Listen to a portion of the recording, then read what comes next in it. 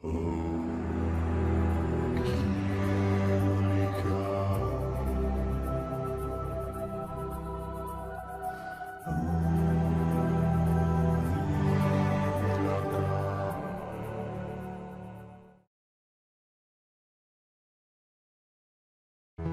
шоҳид аст ки хонадону сулолаҳои зиёде дар таҳаввулу пешрафти тамаддуни ҷаҳонӣ саҳми босазое гузоштаанд. хонадони Оли Сомон низ аз ҷумлаи чунин хонадонест ки дар қарнҳои 19 давлати миллии тоҷиконро бунёд намуд ва чун хуршед нури худро бар сари миллати тоҷик пошид. сомониён аз ашрофзодагони маҳаллии вилояти балх буда насаби эшон ба баҳроми чӯбин мерасад. сомонхудод асосгузори ин хонадон дар ибтидои асри 8 ҳокими балх буд. ӯ бо волии арабии хуросон асад ибни абдуллоҳи қасрӣ наздик шуд ва ба воситаи ӯ ҳукумати худро дар балх пурқувват сохт ва ҷавобан бар ин дини исломро ба дасти ӯ қабул кард. писарашро низ ба хотири дӯстӣ бо асад ибни абдуллоҳ асад ном ниҳод ва ин асад дар ибтидои асри 9 дар яке аз ҳарбҳои ҳорун арашид алайҳи рофеъ ибни лайс ба ӯ кӯмак кард ки чӣ хатари он буд ки рофеъ хуросонро аз хилофат ҷудо кунад. бадин восита хонадони аббосӣ дар шахси сомониён дӯстони боқудрату вафодореро бори дигар мушоҳида карданд. чун маъмун ба тахти хилофат нишаст, бар волии арабии хуросон ғасон ибни абод супориш дод ки мовароннар ва як қисми хуросонро бар писарони асад қисмат кунад. бадин восита писарони асад нуҳ ба самарқанд, аҳмад ба фарғона, яҳьё ба чочу усурушан ва илёс ба ҳирот ба ҳукмати воло расиданд. ба истиқлол расидани давлати сомониён این دوره است که ملت تاجیک، قوم تاجیک علاقه چندین سال مبارزه برده بود برای به استقلال رسیدن که نتیجهش همین دولت سامانیان شد. دولت سامانیان خیلی که در ما تعلیم میدین که سال 899 تأسیس یافت تا سال 999 یعنی که 100 سال، اما در تاریخ تا جایی که سرچشمه ها تعیین کردن قریب 300 سال این خاندان حکومت کرد.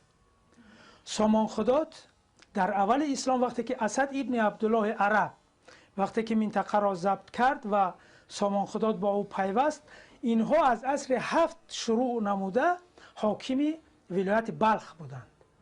یعنی که برآمد سامانیان از خود ولایت بلخ است، از تاجیکان بلخ، که اینا وقتی که بعداً با فرمان خلیفه حاکم تمام ماوراءالنهر شدند و مرکزی آنها سمرقند شد، بعد بخارا.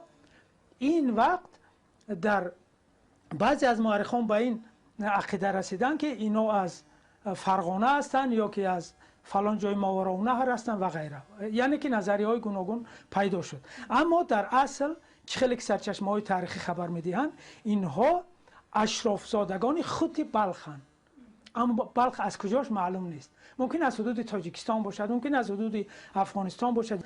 عموما همین ولایت بلخی بزرگ از همین جا هستند. اینا خاندان قدیمه حکمران منطقه هستند. در زمان طاهریان نیز حکومت سامانیان به تغییر ماند. فقط اکنون به جای غسان به طاهریان اطاعت میکردند.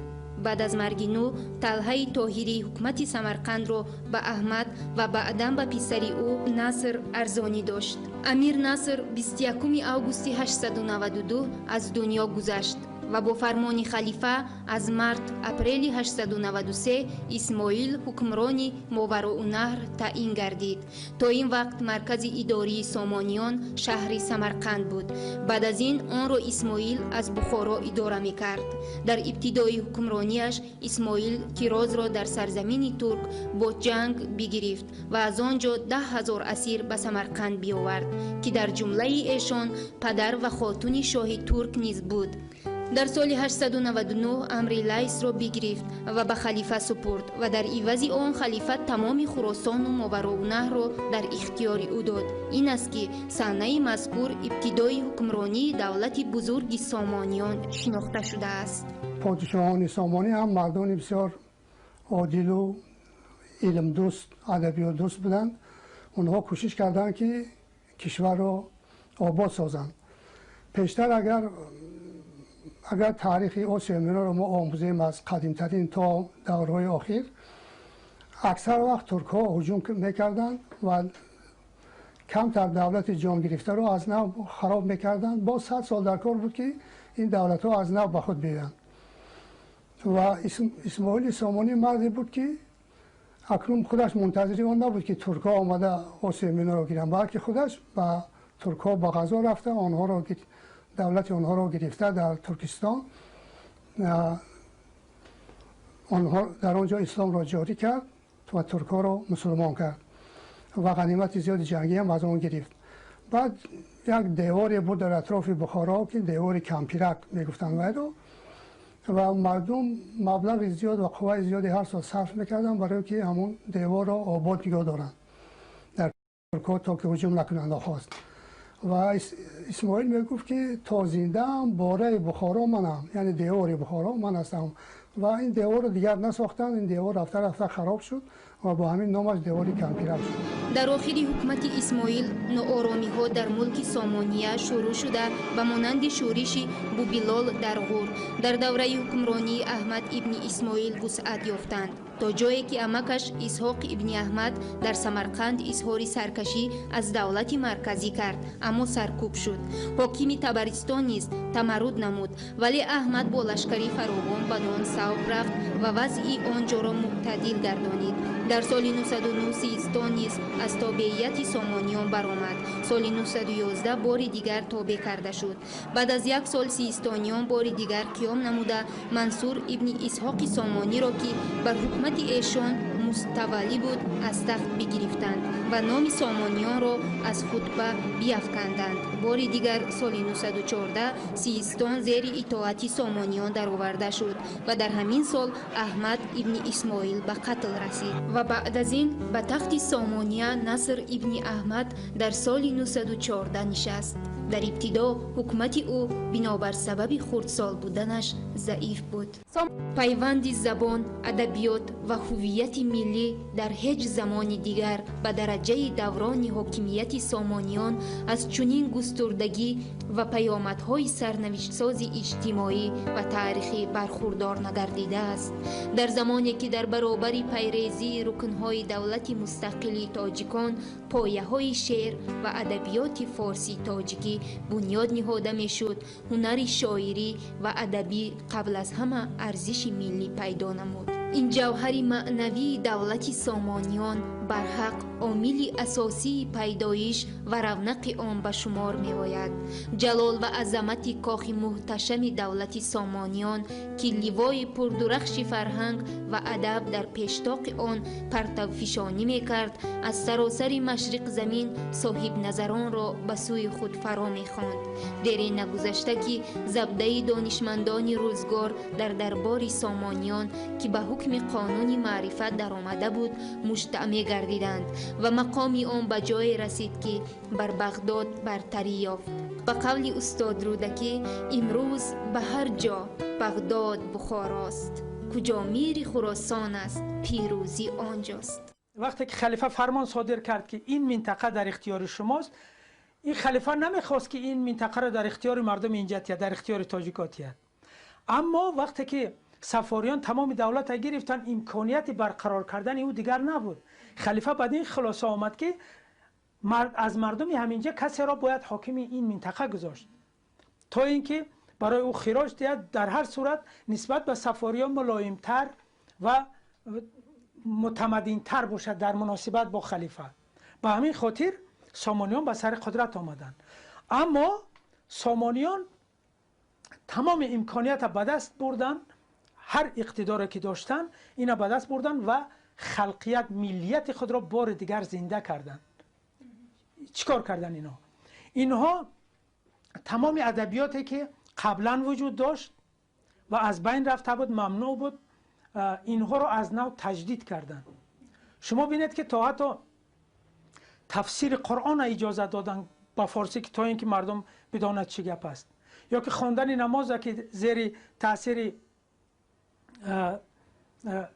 امام اعظم بود، تعلیمات امام اعظم به طور رسمی اعلام داشتن در دولت خود و در اساس این تمام ارزش های ملی خود را با زبان فارسی دری زنده کردند. تمام علم های زمانه.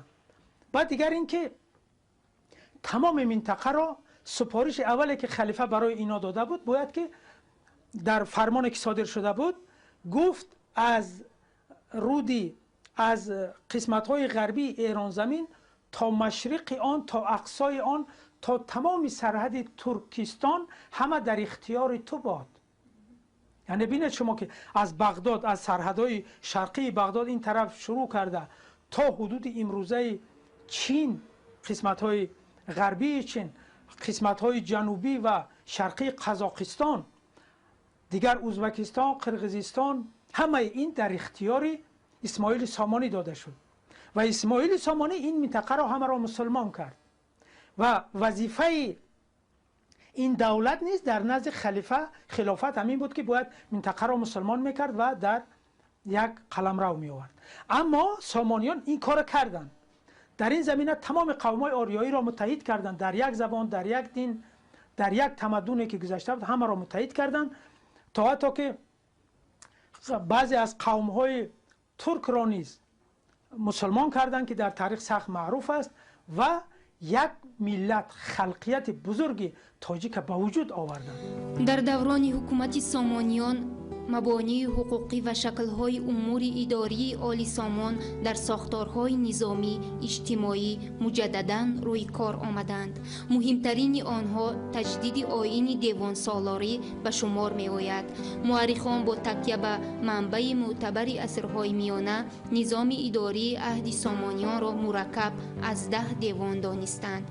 محمدی نرشخی اطلاع می‌دهد که در زمان حکومت نصر دوم در میدان ریگستان بخارا فراتر از محله اقامت پادشاه برای دیوان‌های مذکور 10 بنا بنیاد گردیده بود.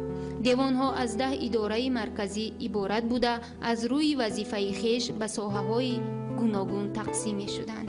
جوانی و کم تجربگی هر دو حکمران آخرین سامانیان منصور دو و عبدالملک دو به دشمنان درباری امکان داد که مقصدهای غرضناک خود را عملی بسازند. این بود که با دستگیری آنها ایلیک خانی ترک در سال 999 بخارا را فتح کرد و عبدالملک دو آخرین حکمران خاندان سامانی را با کل خانواده و برادرانش به حبس گرفته به اورزگند فرستاد و ایشان را از هم جدا کرده در محبس‌های گوناگون نگاه داشت.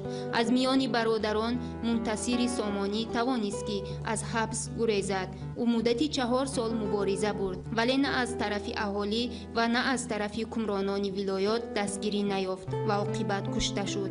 اگرچه منتصر در سال 1005 کشته شد اما آخر دولت سامانیه سال 999 فتح بخارا است. یعنی این دولت همچون دولتی بزرگ 100 سال وجود داشت اما خاندان سامانی همچون خاندان حکمران تا جایی که در سرچشمه ها مثبت است قرب 300 سال حکومت کرد.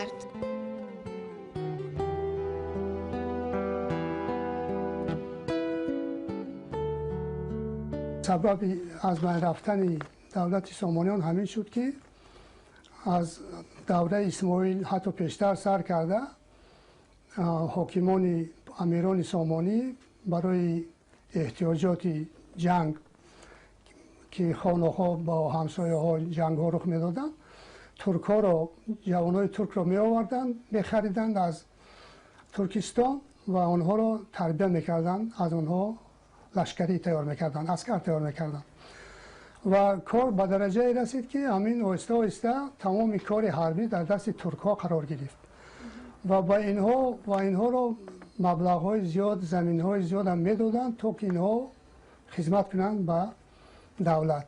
در دوره اسماعیل توانست اینها را کار فرماید، از آنها استفاده کند، لیکن بعدتر اینها به درد سر دولت سامانیان تبدیل یافتند. من یکی از سرکرده های بسیار مشهور ترک الپتگین بود که این حاجب، یعنی همین کسی بود که دویم در دربار امیران سامانی بود و با آنها خدمت میکرد و خدمت عسکری هم به دست بود.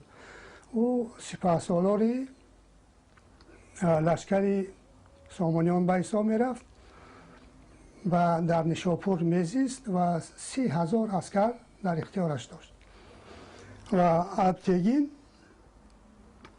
بسیار ثروتمند شده بود مثلا در ماورانهر خراسان زیاده از 500 دهه داشت و باز می نویسند که وی هزار یعنی میلیون سر گوسفند و 100,000 اسب و شتر و خچیر داشت و 700 غلام جنگی داشت، جنگاور. نه شما تصور کنید که این یک نفر است، این یک نفر الپتگین یک گویم دولتی بود در داخل دولت سامانیان و این الپتگین یگانه نبود، مانند الپتگین بود چندین نفرهای دیگر در دولت سامانیان وجود داشتند که هر کدام اونها میخواستند که همچون گرگ درنده این دولت رو پاره پاره کرده هر کدامش صاحب یک ولایتی باشد و در نتیجه و همین کار هم شد. من از سیمجوری ها بودن، ابوعلی و ابوالحسن و تاش و فایق و منصور قراتگین و همه اینها سرکرده های ترک بودن، همشان مانند الپتگین صاحب غلامان، لشکر و گوییم که صاحب مال و اموالی زیاد در دولت سامانی بودند. سببی از بین رفتن دولت سامانیان این بی‌اعتنایی خودی آنها است. بی‌اعتنایی به کدام معنا؟ ابن خلدون میگه که وقتی که پادشاه اول میبیاید تمام کوشش هم میکند که دولت آباد کند. اسماعیل سامانی آمد همه را آباد کرد تا توانست تا وقت مردن تمام حرکتش برای آبادی این دولت بود. بعد از آن نصر سامانی که یکی از امیران بزرگ دیگر سامانی است، این دولت را با شکوفایی بسیار بزرگ برد که ابن خلدون نیز همین نمیگوید، اما میگوید وقتی که نسل سیوم و چهارم در دولت میآید اینها الکی در دولت آباد میآیند. اینها دیگر اینا نمیدونن که این با چی مشکلی این دولت تأسیس شد. اینا هرچی که از صرف میکنن خلاصه دولت سامانی همین خیل شد و در آخر دیگر اینکه تمامی حکمرانای دولت سامانی جوان بودند، بسیار جوان بودند و مشاورای اینها ترکای زرخریده بودند که در دربار بودند و از مشاورای اینها بودند که در دوره اسماعیل و نصر اینا بسیار صادق بودند برای دولت سامانی. اما در این دوره دیدن که اینها بسیار جوان هستند و از عهده کار نمیبرایند و غیره و غیره، اینها آهسته آهسته دولت را به اختیار خود گرفتند. تمام رشته های آن را از الپتگین سر کرده تا پدر محمود، سبکتگین و اینا که در دوره محمود الکی پر دولت سامانیا به هم یکی از سبب‌های اساسیش همین است.